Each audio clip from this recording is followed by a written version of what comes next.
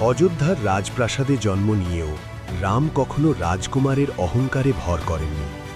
যখন রাজসিংহাসন তার জন্য প্রস্তুত, তখনই এলো আদেশ, ১৪ বছরের বনবাস। এক মুহূর্তের জন্যও প্রশ্ন করেননি রাম, না রাগ না অভিযোগ, শুধু বলেছিলেন, পিতার বাক্যই আমার ধর্ম। বনবাসে গেলেন রাজা হয়ে নয়, একজন সাধারণ মানুষের মতো। পায়ে জুতো নেই, মাথায় মুকুট নেই, তবু মাথা উঁচু। বনের গভীরে রাক্ষসদের ভয় ছিল, কিন্তু রাম ভয় দেখাননি, তিনি ন্যায় দেখিয়েছেন।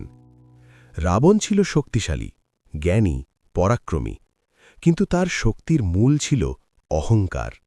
আর রামের শক্তি ছিল চরিত্র, সংযম আর ধর্ম। সীতাহরণ হল, রাম ভেঙে পড়েননি। তিনি জানতেন ন্যায়ের পথ কঠিন, কিন্তু শেষটা নিশ্চিত। সমুদ্রের সামনে দাঁড়িয়ে রাম বলেছিলেন, পথ না দিলে পথ বানাব। আর সেই কথাই ইতিহাস হয়ে গেল। রাবণ বধ হল, শুধু এক দানবের মৃত্যু নয়, অহংকারের পতন।